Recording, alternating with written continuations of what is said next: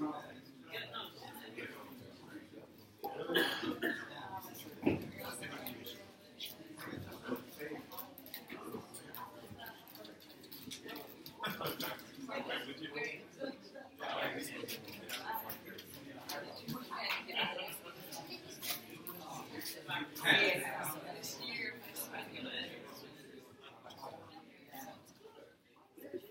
evening, good evening. I'm going to get started so we can start. I know it's been a long day for a lot of people. It's been up since 4:30 this morning, so long day. But it's okay because I'm back home, so this is cool. This is cool. So thanks everyone for coming out. How was the food? Food was good? Yeah, what was it? Sandwiches? Potbelly. Potbelly? Oh, they used to have potbelly down there. They have a whole bunch of stuff here. So tonight we're going to be talking from a seminar series that I put on for new dentists. But tonight's topic is on mentorship. I'm trying to get used to this room. I'm used to the other rooms down the hall.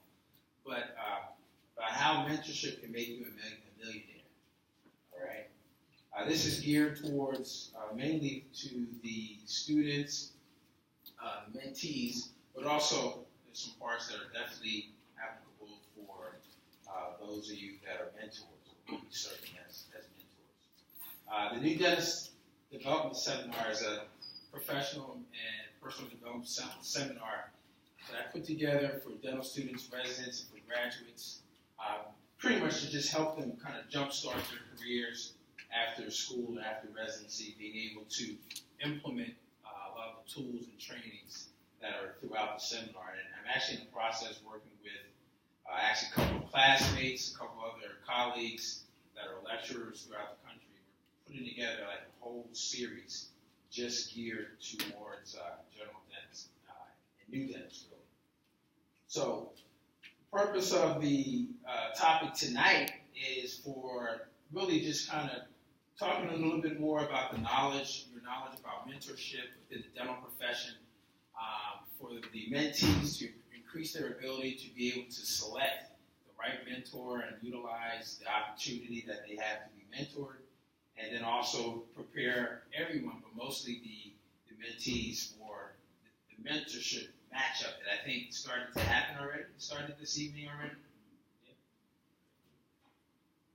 So, who knows the story behind how the hashtag was created? Anyone? No? You guys are full anyway. You're not going to answer. No one knows about the story? It was an accident? Could be. I guess some people could think it was maybe an accident. But the story goes like this. In 2007, the Twitter community, they were trying to figure out ways to communicate back and forth some of the highlights of a couple of conferences. And some of the kind of early proponents of social media and things came up with this idea of using this symbol to kind of earmark any type of pictures or content that was pertinent to a particular couple of seminars. These two guys, Chris, I forget Chris's last name, and Nate, but they were kind of like the ringleaders, even though Twitter did not actually design it or create it, but they were kind of like part of that community that started to implement it. And then in about 2010, when Instagram was launched, pretty much using this hashtag was pretty much like a common language throughout social media. So now, of course, you guys, all of us on our phones, we pretty much know and see many of these. Some of them are very, very basic. Some of them being used for anything and everything. Hashtag hello, hashtag dentistry, hashtag veneers. Pick of the day, best of the day. It just goes on and on. Some of them now are being used, of course, for different types of social action. Black Lives Matter. See if this works in front. Ooh. See, I told you, people were still For food, YOLO. What YOLO, yeah. I was really looking at the cake, really. You only live once. And then also it's been used, it just was used last week. This is the new CEO of Starbucks. They had a promotion or a movement where they were trying to get people to congratulate her on her new position. I think this is the first time this has occurred, but they had everyone go to Starbucks and order a drink and use her name, #Roz. I thought that was pretty cool. And of course, if you're been keeping up with social events and especially sports, you know about this guy, Colin Kaepernick, and his quiet protest that's been very, very loud, actually, recently, and how that hashtag is really taken off. So it's being used all throughout. But there's one more hashtag that's really pertinent to you all as new dentists and also as mentors, too. It's called #Mentorship Matters. You're smiling good. Feeling the new hashtag. Okay. Mentorship matters. Mentorship matters because it comes in different forms. It can be young, old. It can be someone can mentor you, whether they're older than you, younger than you, and it comes in many different forms throughout our lives. So let's look at the word mentorship. Kind of help us kind of define what we're going to be talking about. The guidance provided by a mentor, especially an experienced person in a company or educational institution. Mentor, an experienced person in a company, college, or school who trains and counsels new employees or students. Also, an experienced and trusted advisor. So I underline a couple of those key words that you saw on both of those slides, because mentorship and being a mentor involves a lot of this: giving advice, giving skills, helping with training, giving some experience or sharing your experience. Also giving guidance, kind of serving as like a GPS for the career, especially for dentistry. Helping, supporting, advice, assistance. All those things. But question, are all people mentors? Got some help there. Not everyone's a mentor. And we'll talk a little bit about those that we are, how to pick the best mentor, or pick a mentor. But I've been lucky to have a couple of great mentors over the last, over 20 years, 30 years. First one is my uncle. He's a graduate of Meharry. It's my mom's only brother. He's a dentist. He is the reason why I'm actually in this room right now. As an undergraduate, my degree was in architecture. So I was an architect for about 5 years in the D.C. area, and went to a family reunion one year, and he was the keynote speaker, and he just kept talking about family and the importance of family, and how he was so happy to see family members that he hadn't seen in a long time. And something just hit me across my head, and it was like, family, family business. Yeah, I can be a dentist. I can be a dentist. Leave BC, go back to Jersey, help my uncle with the family. Yeah, that's what I'll do. Hey, Uncle Al, what do you think about me being a dentist? He was like, I don't know. I guess that'll be all right. I mean, you got good hand-eye coordination. You're creative. You're artistic. You just got to go back and take all those classes. And I was like, I can work it out. So, needless to say, he's been there for me. He served not only as an uncle, but also as a big brother and a dad and a confidant. And he's been a great mentor for me. The second person on the right-hand side is Dr. Willis Pumphrey. Has anyone ever heard of Dr. Pumphrey before? No? Have you guys heard of ClearCorrect before? ClearCorrect is a lab very similar to Invisalign that was created by Dr. Pumphrey. So I worked in Dr. Pumphrey's office. Actually, I was referred to Dr. Pumphrey from my uncle. At the time, I was looking into getting into private practice, and my uncle said, look, if you're going to be a general dentist and be able to survive out here and be able to know how to run a practice, you've got to go down to Houston and meet Willis. So after dental school here, I did a GPR at Bronx, Lebanon, and then I was in the military for 4 years. After traveling maybe about moving 3 times for 4 years, I was like, I'm done. I don't want to move anymore. But I did want to get into private practice and have my own practice. So I met with Dr. Pumphrey, went down to Houston, ended up joining his practice, and at the time, he was producing maybe $2 or $3 million a year by himself. He needed some help.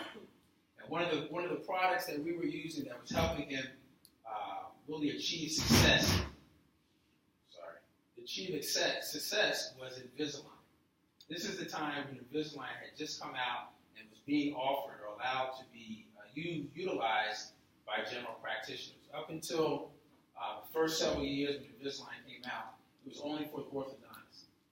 Well, Dr. Pumphrey's office was called the Dental Cosmetic Center of Houston. He recently just sold it.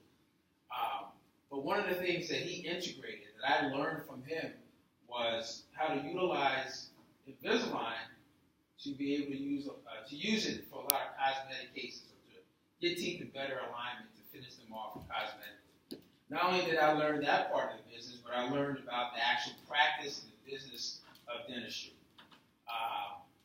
Even to this day, we stay in contact. He's actually sold his practice. Real quick with the Invisalign, it was amazing.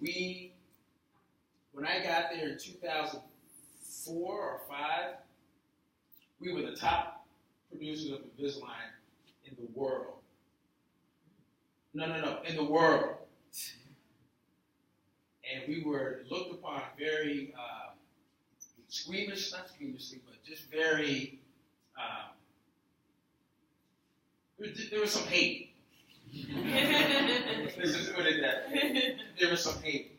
Because people could not figure out how could these guys in Houston be submitting over 100 cases a quarter of Invisalign, which had never been done before, even by the orthodontists. So we got hate from the orthodontists because we were GPs doing a lot of cases, and even Invisalign gave us a little hate because they were trying to, they loved it because, I don't know if you guys know, each Invisalign case is $18, $19, almost $2,000 for the lab costs.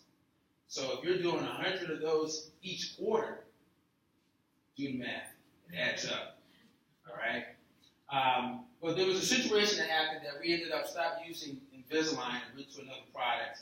And eventually, we had a little rift with Invisalign. And Dr. Pumphrey, we had to actually create our own company, or his own company, because Invisalign did not allow us would not service us anymore with the lab services that they were giving other providers. So out of the default came this great invention, this great opportunity that was created during the time that I was in his office. So great mentor, great big brother. Again, to this day we still talk.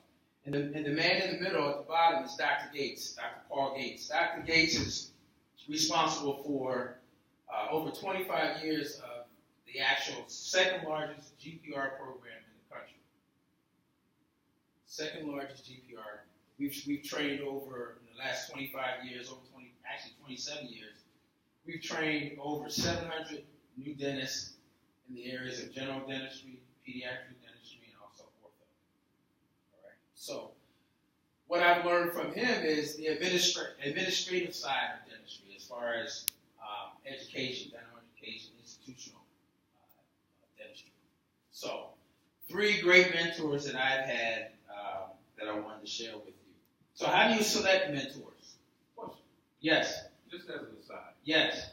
Dr. Gates. Yes. Is he related to the Gates that does the ancestry thing? Because they look similar. They do. All right. Yeah. All right. He's the big brother. Get out. Yeah. Yes. Yes. So yes. That's it. So how do you select mentors like Dr. Gates or Dr. Pumphrey or my uncle. How do you select those mentors? So let's talk about that. So one of the things that you want to, this is going to be more geared towards the mentees, is you want to select a mentor that's had both of these happen to them. Failure and success. Right? Failure and success. Most great people have attained their greatest success just one step beyond their greatest failure. Failure and success. All right? You, as mentees, as new dentists, you want to know how others have failed. Right? You also, of course, want to know their success. But you want to know how they fail, why they failed, and what things to look out for in the future. Willing to be transparent and share their story. Really, really important, right? As far as being able to be trustworthy. Being transparent means sharing maybe some things personally and or professionally, depending on the mentor, depending on the mentee. But you get to find out a little bit more about maybe some of the decisions that they've made with their practices in their life, or things that kind of tie in everything that has occurred to them as a mentor or as a person, as a dentist. So being willing to be transparent and share information and share themselves and their experience, all parts of their experience. Willing to follow up on your progress, right? Willing to follow up on your progress. This is a quote that's famous in the field of sales called "The fortune is in the follow-up." Has anyone heard of that before? If you haven't, as new dentists and as practicing dentists, we need to know about this, because the more we follow up, the more we're able to help our patients, right? It's just not following up after the treatment is done, but all throughout that process. At the end of the appointments, those of you that are in clinics right now, you should be following up with your patients all the time. Because part of that follow-up is part of the relationships that you're building with your patients, or that we're building with our patients. It's the same thing with mentorship. We're building that relationship with our mentee or our mentor, and it can lead to fortune in many different ways, not just monetarily. You want to look and find someone who's going to hold you accountable as mentees, right? You shake on it, you got an agreement, you're going to meet on this day, you have X, Y, and Z to do, it maybe for homework, an assignment. You want someone that's going to hold you accountable. And you want to hold them accountable too. That's the only way you're able to get things done. And that's the only way the relationship's really going to work. So you want someone that's going to hold you accountable. And then I think the thing that's most important is someone who's willing to sponsor you. Someone who's willing to sponsor you. What do you guys think that means? Sponsor you how? To vouch for you? Yeah? To vouch for you, what else?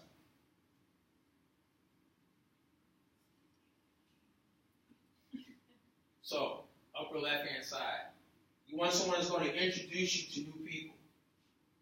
Right? Help you with the networking. All right? So, right now, if I knew everybody in this room, say there's 30 people here. I know every one of you have at least 10 friends. That's 300 people that I know just from sitting and networking and knowing you guys. That's how powerful networking can be. And that's how powerful making sure that you get introductions from your mentor. All right? Sponsoring you that way. Also, President Obama up there giving a shout out to one of the dopest presidents ever. You want someone who's going to shout you out, maybe on social media, right? Or at an event. That's another way of being sponsored. At the bottom, lower right-hand side, someone who's going to recommend you for maybe a job or nominate you for a job or a position, right? You want that mentor to kind of be able to vouch for you. That's key. And then also, last but not least, is someone who's going to be there every step of the way to help you through each of your transitions that you're going to have throughout your career, especially if those transitions are leading to some target or some goal that you and your mentor have talked about. All right, so you want someone who's going to sponsor you by being able to help you with your transitions also. So let's get to the real point of this also, which is how mentorship makes you a millionaire. Because it's key to kind of understand the concept as it relates to how this mentorship matchup that you guys have done or getting ready to do and will continue to do, how it has some long-term effects. So, a couple of things. Number one, you're going to be able to learn from the mistakes, right? I know as practicing dentists for over 10, 20 years, we've made some mistakes, right? Richardson's like, we've made some mistakes. We've made probably enough mistakes so that you all don't need to make any more mistakes. Right? But you don't know that unless you're paired up with a mentor and you're sharing that information. But there's no need for you all to reinvent the wheel and make up some new mistakes. You don't have to do it. We've done it for you already. All right? So you want to tap into that and be able to learn from those mistakes. That's important.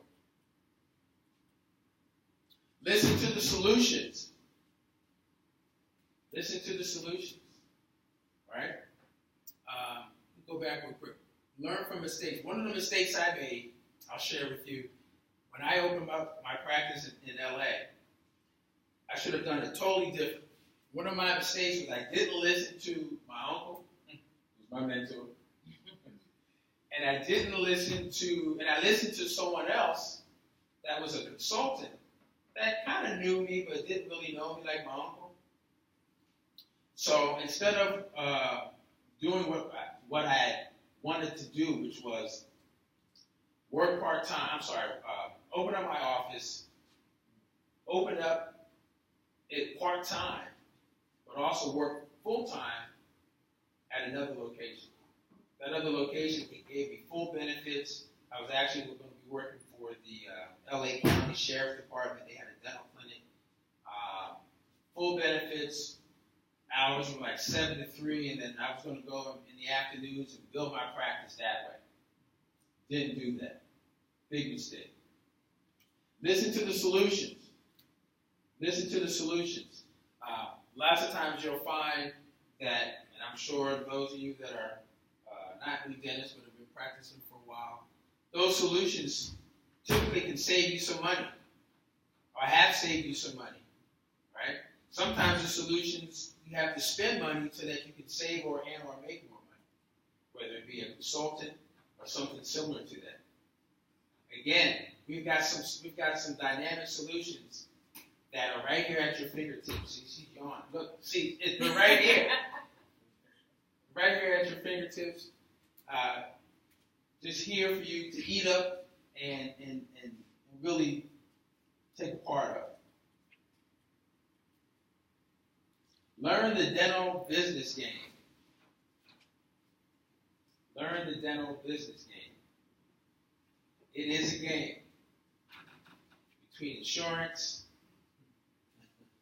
patients, regulations, marketing, paying back loans, whether they're student loans or they are practice loans. How to get patients to say yes to treatment. How to get patients to actually pay for treatment.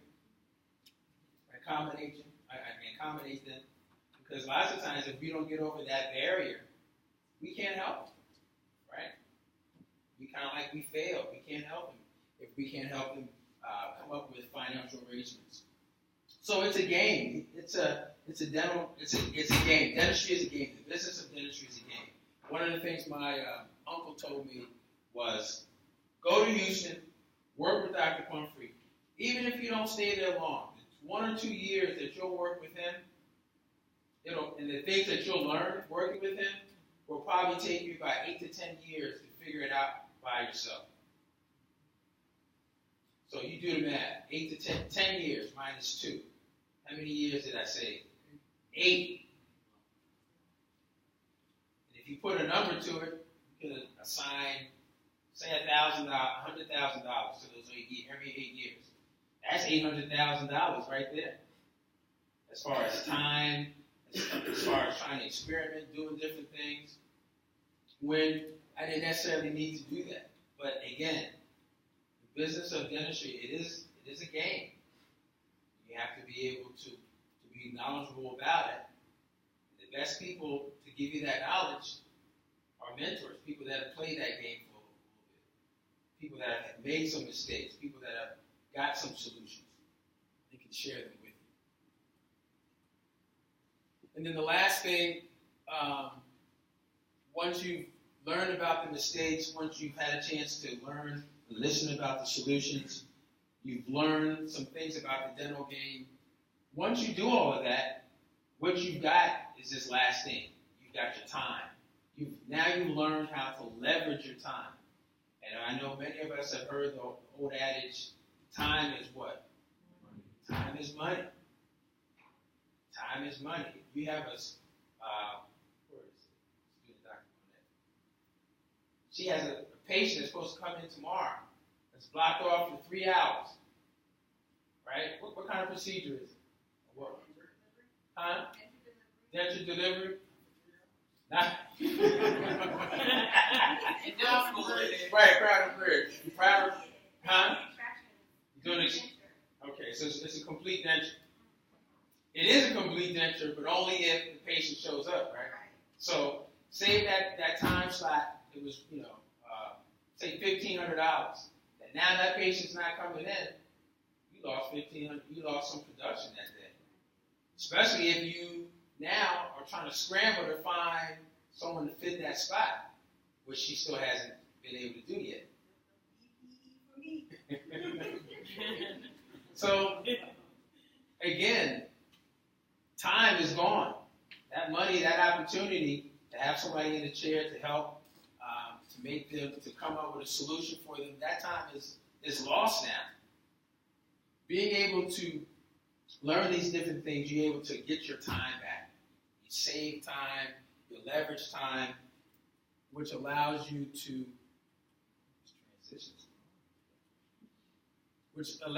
to kind of be able to value your time more. You're able to come up with solutions. You're able to make better decisions after being mentored. All this is important. All this allows you to be a millionaire or have that mindset to be able to save your time, save money. Because at the end of the day, the real thing we want to do with the money is we want to keep it in our pocket. Right? Or give it to somebody, but if you're married, you might be giving it to somebody, I don't know. But the real thing is you want to keep the money in your pocket. You want to use it for travel, use it for reinvesting into the practice, maybe expand the practice, being able to expand your services, invest more into it. That's the purpose. But you can't do that if you're not able to be mentored, or you're not learning things that are going to save you money, save you time, come up and help you with some new solutions. So again, just something to think about. I love this quote by Benjamin Franklin. Tell me and I forget. Teach me and I remember. Involve me and I learn. Involve me and I learn. That's one of the key things about mentorship. It's an involvement between you as a mentee and your mentor, and vice versa. That's how you learn. That's how you learn. Being involved and being actively involved. So I want you guys to remember this. This is a quote from Robert Kiyosaki. Anyone heard of him before? Cool. For those of you that new dentists that haven't, definitely add him to your reading list. Some of his books. Never stop searching for information. Once you do, ignorance sets in. Yes, it does, Dr. Richardson. Yes, it does. A lot of the information that you're going to be getting that's really, really valuable, you can't just get it on Google. You can't Google it. It's sitting right here in this room. A lot of great ideas, a lot of great stories, and a lot of great solutions. That's the information that you want as a new dentist and being mentored. Also remember that this process, all of this is a process. And even the things that you guys started doing, I think you guys started doing tonight, is sitting down and introducing and finding mentors and everything. It's a process. And that process is going to require time. It's not something that you can just learn overnight. I have at least 20 of my 35 residents that they want to do implants like tomorrow.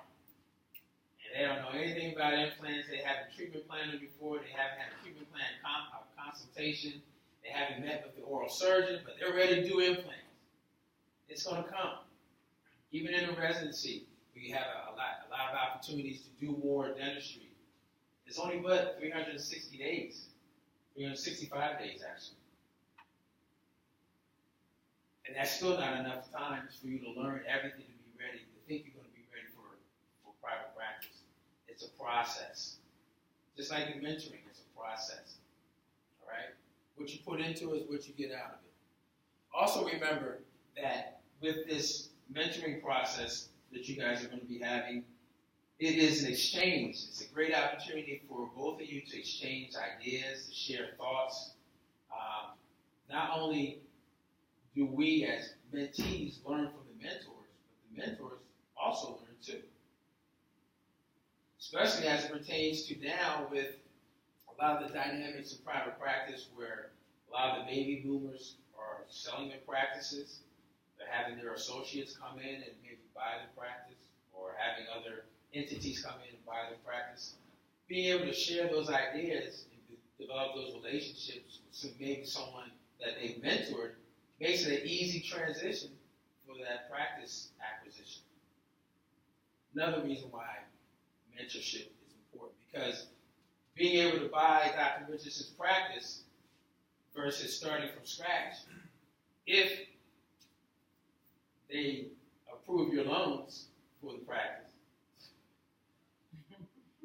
Because what's the tuition guarantee per year? Say what? Out of state is what? 116. 1 year.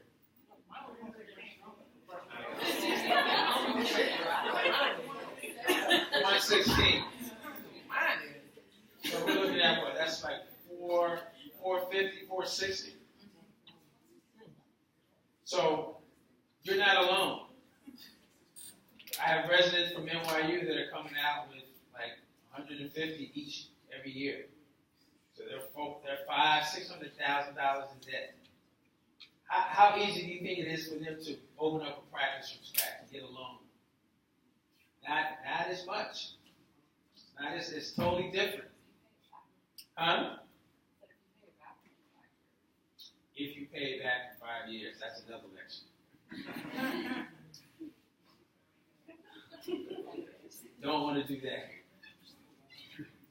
But I bring it up because, again, having a mentorship relationship will afford you the opportunity to start a practice, maybe not necessarily from scratch, but a practice that's already cash flowing, already has established patients. Yeah, you may want to buy 1 or 2 pieces of equipment here and there, but as far as being able to have some cash flow given to you, it's more likely than starting off with $400,000, $500,000 worth of debt and asking Bank of America for another $500,000 for a startup practice. So, things to think about. So, I think, and Jasmine, correct me if I'm wrong, I think you guys started doing this, some of the matchup. I just wanted to kind of go over some of the steps or just something to think about as it relates to the matchup. Step 1, and it could be it's probably the best in this order. Step 1 is set up a meeting with your mentor. If you haven't already, if you're still kind of getting to know them or figuring out who they are. Set up a meeting, set up an opportunity to actually sit down and do step 2, which is discuss options. Tell them about what you're thinking about as far as life after dental school, or even while you're here. I just had a coaching session with a student from the University of Toronto, first year dental student, first semester, first year, and he wants to be orthodontist. And we sat down and kind of mapped out some strategies as to what to do these next 2 years to get him ready for when he applies to ortho. All right? You may have a mentor or maybe assign or pick the mentor that's an orthodontist and you want to be an orthodontist. It's never too early to start that process. I know first year and second year is a lot of time set aside for just being busy with transitioning into dental school. But you also have to make time for yourself as it relates to your career, especially those of you that are thinking about applying to specialty programs. First, who's first year? Anyone from any first year? No, let's study. Oh, no, they're here. This first year is the most important year. Forget about clinic. I know that's the reason why you go to dental school. Forget about clinic. This first year, this semester, exactly, thank you. This sets the groundwork for second year, third year, fourth year, and out the door. All right? Primarily because the classes that you guys take are weighted so heavily, a C can jack you up for the rest of the 3 or 4 years. Makes a difference, especially if you're thinking about specializing. Ortho, things like that. What's that? Take that seat up. Take that seat. I did. Take the hook and walk. Take the hook and walk. Absolutely. That is a solution. That is a solution. And then, so you want to sit down and kind of talk about those things that you're thinking about. Because your mentor might have gone through it, or he or she may know of someone that's just recently gone through that process. And then step 3 is actually implementing what you guys have discussed. So, just something to keep in mind as you all are matching up or have matched up. So, I hope this has kind of started some, ignited some thinking as far as why mentoring is important, especially as a first year, as a second year, even as a fourth year. Just because of the advice, the training, the coaching that you're going to get, the motivation. Motivation. I have to be motivated at times every day. Things just happen in life that you just need to get that other just a little push from time to time. All right. That push is going to give you direction, which is going to lead to your success, however you define it.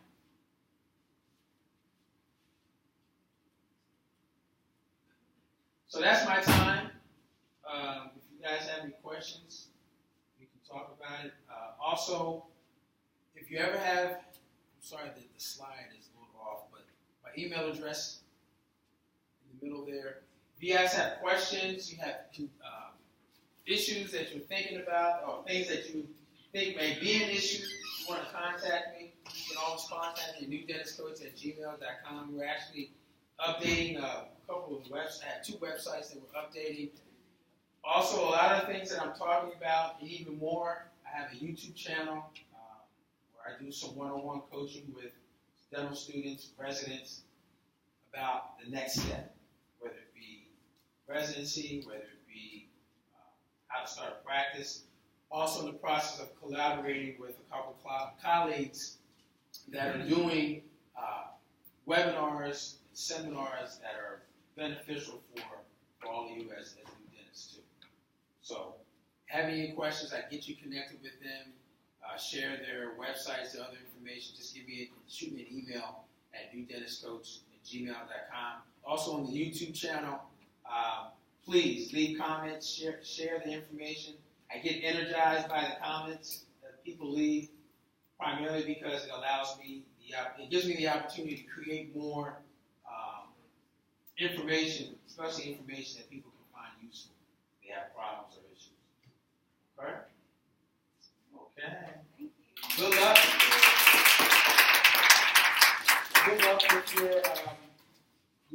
mentorship matchups in your programs this year. And we'll come back and do that lecture about paying off the loans in 5 years. What you think about that, Dr. Richardson? That's going to be a tough one.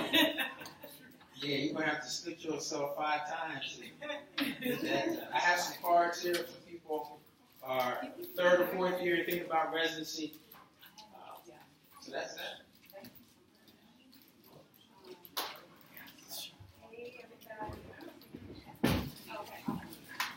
So I just want to thank Dr. Hayes for coming out and thank Dr. Doolin for hosting this tonight with us. And I wanted to offer him a token of gratitude for coming down for the very quick time here because we just picked him up and I got him a Maryland mug. Yes. Yes, that'll be for my coffee. Yes. So thank you so much. You're welcome. Appreciate you coming down. Anytime. And I hope you all learned something today about just mentorship and how to pick mentors. And hopefully, you'll reach out. And we have the mentorship program here. I think Jasmine was talking about that earlier. So really hit up your bigs, ask them questions because they know the answers. We literally make all the mistakes, no demand. And then I'm sure we'll get there when we're dentists do the same thing. But we don't want to make the same mistakes as they did. Like you said, don't invent the wheel again and again and again. So thank you all for coming, and I hope you enjoyed. So we can take pictures, y'all can go, whatever y'all want, enjoy, study. Study. Yes. Thanks for coming.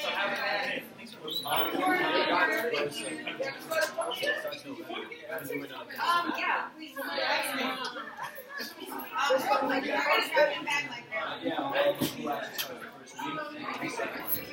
Yeah.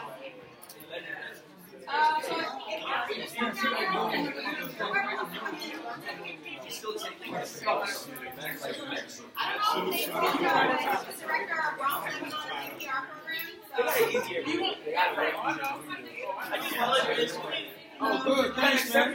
Okay, I got you. Jasmine mentioned this, but Dr. Hayes is also one of the co-directors for the GPR program in New York. So if you're ever interested in GPR programs, Hey. do you know Vinay? Yes. He's my boyfriend. He Get told me out much of about here. you. Yeah. I was like, do you know Dr. Hayes is coming? He said, yeah, he told me Yeah, he was yeah, going yeah. down.